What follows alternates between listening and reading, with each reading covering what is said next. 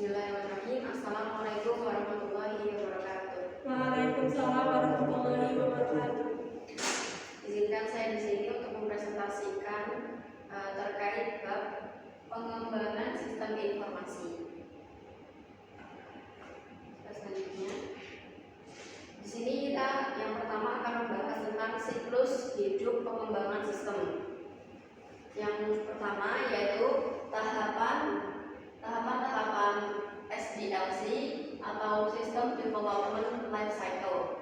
SDLC di sini dimulai dari suatu tahapan sampai tahapan terakhir dan kembali lagi ke tahapan awal membentuk suatu siklus atau daur ulang. Selanjutnya analisis sistem yaitu sistem analisis. Di dalam sistem analisis ini ada beberapa tahapan. Yang pertama yaitu studi pendahuluan, kemudian ada studi kelayakan, kemudian ada mengidentifikasi permasalahan dan kebutuhan pemakai, kemudian ada memakai sistem yang ada, memahami sistem yang ada, kemudian yang terakhir menganalisis hasil penelitian. Yang pertama dari tahapan analisis sistem ini yaitu studi pendahuluan, di mana studi pendahuluan ini kegiatan awal dari analisis sistem adalah studi awal atau studi pendahuluan tentang jenis, ruang lingkup, dan pemahaman awal proyek pengembangan STI ini. Dari studi pendahuluan ini diperoleh hasil pemahaman sistem secara awal, perkiraan biaya yang dibutuhkan, dan waktu yang diperlukan untuk pengembangan STI ini atau sistem teknologi informasi ini. Kemudian selanjutnya studi kelayakan. Nah, di dalam studi kelayakan ini terdiri dari 5 macam kelayakan yang disebut dengan TELOS. Yang pertama yaitu teknologi, kemudian yang kedua ada ekonomis, yang ketiga ada legal, yang keempat ada operasi, dan yang kelima ada sosial. Di mana teknologi ini, jika teknologi yang dibutuhkan dapat tersedia dan diperoleh. Kemudian bisa dikatakan ekonomis jika manfaat yang diperoleh lebih besar dari biaya yang dikeluarkannya dan dana yang digunakan untuk membangunnya tersedia. Kemudian bisa dikatakan legal jika tidak melanggar peraturan dan hukum yang berlaku. Kemudian dikatakan operasi jika sistem teknologi informasi yang dihasilkan dapat dioperasikan dan dijalankan. Kemudian bisa dikatakan sosial jika hasil dari sistem teknologi informasi tidak mempunyai pengaruh negatif terhadap lingkungan sekitarnya. Nah, suatu sistem teknologi informasi bisa digunakan apabila telah memenuhi dari studi kelayakan di sini. Kemudian apabila salah satu saja tidak terpenuhi maka tidak akan bisa menjalankan suatu sistem teknologi informasi. Selanjutnya yaitu mengidentifikasi permasalahan dan kebutuhan pemakai. Dalam mengidentifikasi permasalahan, langkah selanjutnya yaitu yang akan dikembangkan yaitu mengidentifikasi masalah di sistem lama supaya dapat diperbaiki di sistem yang baru. Mengidentifikasi masalah dilakukan dengan cara mengidentifikasi penyebab masalahnya terlebih dahulu. Kemudian penyebab masalah itu merupakan sumber dari permasalahan yang harus diperbaiki. Setelah diketahui sumber dan tempat permasalahannya, langkah selanjutnya adalah memahami sistem yang ada untuk mendapatkan data dan menganalisis permasalahannya. Kemudian memahami sistem yang ada dapat dilakukan dengan cara melakukan penelitian untuk mendapatkan data tentang sistem yang ada. Nah, pada analisis yang ketiga ini yaitu mengidentifikasi permasalahan, langkah pertama yaitu kita mencari permasalahannya dulu. Ketika permasalahannya sudah ditemukan, Selanjutnya kita memahami sistem yang ada, kemudian setelah itu kita memperbaiki masalah tersebut sehingga menjadi suatu solusi yang baru. Selanjutnya yaitu menganalisis hasil penelitian. Menganalisis hasil penelitian terdiri dari menganalisis kelemahan sistem yang lama dan menganalisis kebutuhan informasi pemakai. Kemudian selanjutnya yaitu perancangan sistem atau sistem desain. Tujuan utama dari perancangan sistem ini yaitu yang pertama memberikan gambaran secara umum tentang kebutuhan informasi kepada pemakai sistem secara logika atau sering disebut logical system design. Kemudian selanjutnya tujuan utama yang kedua yaitu memberikan gambaran yang jelas dan perancang bangun yang lengkap kepada pemrogram komputer dan ahli-ahli teknik lainnya atau sering disebut general system design. Kemudian pada perancangan sistem ini terdapat dua pembahasan. Yang pertama yaitu perancangan sistem secara umum. Tujuannya adalah untuk memberikan gambaran secara umum kepada pemakai sistem tentang sistem teknologi informasi yang baru. Jika sistem teknologi informasi langsung dirancang secara rinci dan pemakai sistem tidak menyetujuinya, maka akan sangat mahal dan membutuhkan waktu yang lama untuk memperbaikinya. Supaya tidak merubah terlalu rinci, maka persetujuan pemakai sistem teknologi informasi perlu dirancang secara umum terlebih dahulu. Kemudian yang kedua ada perancangan sistem rinci. Dimaksudkan untuk menggambarkan bentuk secara fisik dari komponen-komponen sistem teknologi informasi yang akan dibangun oleh pemrogram dan ahli teknik lainnya. Jadi perancangan sistem rinci ini merupakan perwujudan dari perancangan sistem secara umum.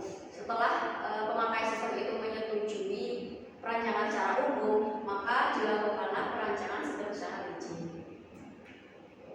Kemudian yang ketiga itu ada implementasi sistem atau system implementation. Pada implementasi sistem ini ada beberapa tahap. Ada yang pertama yaitu mempersiapkan rencana implementasi. Kemudian yang kedua melakukan kegiatan implementasi, yaitu di mana yang pertama memilih dan melatih personal. Kemudian yang kedua ada memilih dan mempersiapkan tempat dan lokasi sistem. Kemudian yang ketiga ada memetai sistem. Kemudian ada melakukan konversi sistem. Kemudian selanjutnya ada operasi dan perawatan sistem.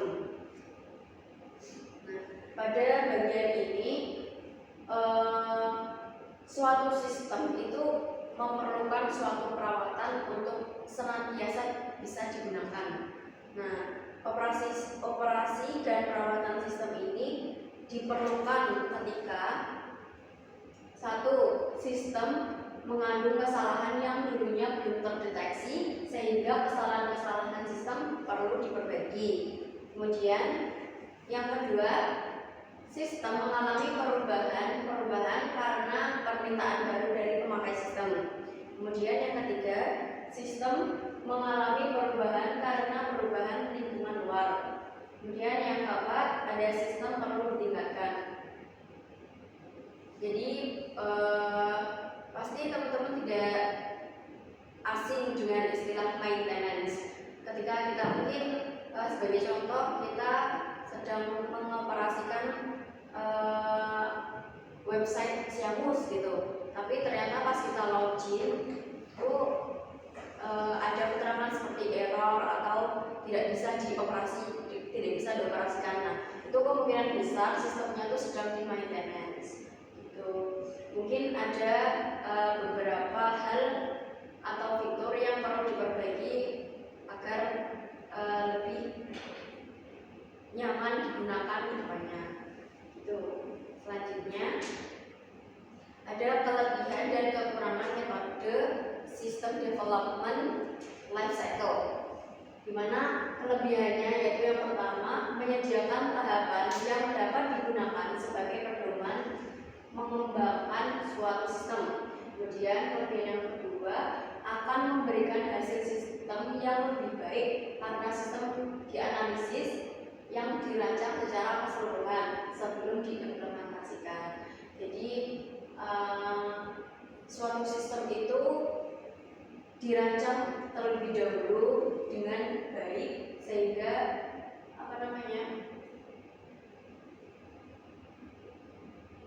dapat diimplementasikan dengan maksimal gitu. Kemudian ada kekurangan. Nah, dalam metode SDLC ini memiliki kekurangan juga. Yang pertama yaitu hanya menyediakan tahapan-tahapan saja, tetapi tidak menyediakan metodologi atau cara dan alat-alat untuk mengembangkan sistem, sehingga harus digabungkan dengan metodologi yang ada, yaitu misalnya metodologi pengembangan sistem terstruktur. Nah, yang kedua yaitu hasil dari SDLC sangat tergantung dari hasil di tahap analisis, sehingga jika terdapat kesalahan analisis akan terbawa terus dengan hasil sistem yang kurang memuaskan. Nah, di sini makanya diperlukan operasi dan maintenance itu karena ada kekurangan seperti ini ya. Kemudian kekurangan yang ketiga itu dibutuhkan biaya yang relatif lebih besar dibandingkan dengan metode lainnya. Kemudian yang keempat, hasil dari sistem tidak luas untuk dimodifikasi karena perlu dilakukan analisis kembali. Nah, selanjutnya yaitu metodologi pengembangan sistem informasi terstruktur. Cara pengembangan sistem, metodologi pendekatan terstruktur memberikan cara top down dan cara dekomposisi dalam pengembangan sistem informasi. Yang pertama yaitu cara atas turun. Cara ini dimulai dari atas yaitu kebutuhan informasi pemakai dan turun sampai ke data untuk memenuhi kebutuhan ini. Nah, jika dihubungkan dengan perancangan 6 komponen sistem teknologi informasi, maka akan dimulai dari output, kemudian model, kemudian basis data, input, teknologi, dan pengendalian. Tata cara atas turun ini kita melakukan analisa terlebih dahulu terhadap lingkungan. Kira-kira apa sih yang dibutuhkan kira-kira apa sih yang dibutuhkan oleh user gitu. Kemudian setelah mendapatkan informasi, kemudian kita mengumpulkan data. Nah, kita menentukan outputnya dulu, kita mau membuat apa untuk para user gitu. Kemudian setelah itu kita membuat modelnya. Modelnya itu seperti perancangan atau desain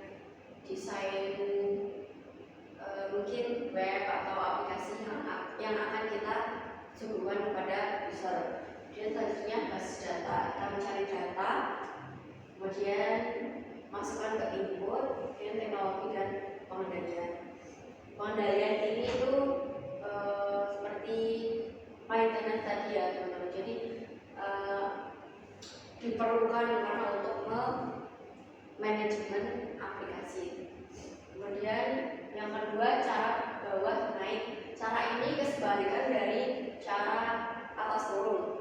Nah, jika cara atas turun ini dimulai dari kita mengetahui outputnya, maka yang cara naik ini kita dimulai dari inputnya. Kemudian ada input, setelah input kita mengumpulkan data. Kemudian setelah itu kita menentukan outputnya, kemudian modelnya, teknologi dan pengendalian. Selanjutnya yaitu cara dekomposisi atau modular approach, yaitu memecahkan bagian sistem yang rumit menjadi beberapa bagian yang disebut dengan modul-modul yang lebih sederhana. Modul-modul ini kemudian dirangkai dan disatukan menjadi suatu kesatuan yang utuh. Keuntungan menggunakan cara ini adalah yang pertama, membuat sistem yang rumit menjadi lebih mudah dipahami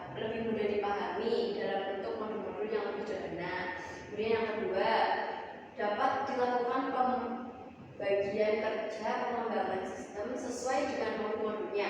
Yang ketiga, sebagai dokumentasi yang baik untuk memahami sistem. Dan yang keempat, menyediakan jejak audit dan proses menentukan kesalahan sistem yang baik jika sistem mempunyai beberapa kesalahan yang akan diperbaiki. Nah, pada cara dekomposisi ini atau modular approach ini bisa dikatakan cara yang lebih mudah karena ibaratnya tuh kayak sedikit-sedikit tapi pasti gitu, slow but sure. Kemudian selanjutnya alat-alat pengembangan sistem. Nah, di dalam mengembangkan suatu sistem pasti kita membutuhkan suatu alat ya untuk mengembangkan sistem tersebut. Nah, di sini alat-alat yang dibutuhkan yaitu yang pertama ada alat-alat komunikasi di tahap analisis, kemudian ada alat-alat komunikasi di tahap perancangan. Nah, pada alat-alat komunikasi di tahap analisis ini ada 3 alat yang kita butuhkan. Yang pertama yaitu bagan alir sistem dan bagan alir dokumen atau sistem flowchart. Digunakan untuk menggambarkan proses dari sistem yang lama atau yang baru diusulkan. Kemudian alat komunikasi yang kedua yaitu ada diagram arus data. Hal yang akan digambarkan oleh diagram arus data adalah diagram level atas yang juga disebut diagram konteks. Kemudian alat komunikasi di tahap analisis yang ketiga itu ada kamus data, berisi katalog fakta tentang data yang mengalir di sistem. Jadi kamus data ini diperlukan untuk menjelaskan beberapa kata-kata yang rumit atau yang sulit dipahami oleh orang-orang awam gitu. Kemudian yang kedua ada alat-alat komunikasi di tahap perancangan atau desain sistem. Nah, yang pertama yaitu bagan alir program atau flowchart. Bagan alir yang menunjukkan logaritma dan proses program. Jadi itu tuh adalah sebuah bagan atau tahapan-tahapan kita tuh mau merancang apa aja. Mungkin yang pertama itu input, kemudian kita memproses seperti membuat homepage atau fitur-fiturnya. Kemudian yang kedua yaitu bagan terstruktur atau struktur chart, mengidentifikasi dan mengilustrasikan hubungan elemen data dan elemen kontrol antara modul-modul sistem secara berjenjang. Nah, bagan ini tuh harus benar-benar struktur dan urut ya. Kalau misalnya di dalam bagan terstruktur ini dilakukan secara acak itu tidak akan bisa karena memang harus terstruktur dan berurut. Kemudian yang ketiga tabel keputusan. Tabel yang digunakan sebagai alat bantu menyelesaikan logika penyeleksian kondisi di dalam program. Nah, tabel keputusan ini tuh diperlukan untuk memutuskan suatu permasalahan. Mungkin ada sebagai contoh, mungkin ada suatu pertanyaan kita mau lanjut atau tidak. Nah, di situ kita tuh memerlukan tabel keputusan ini untuk memutuskan kita untuk melanjutkan untuk memperbaikinya atau tidak gitu. Jadi di sini tuh berisi sebuah perbandingan. Kemudian di alat komunikasi berikutnya itu pseudokode, yaitu di sini berisi kode yang mirip dengan kode instruksi kode program komputer.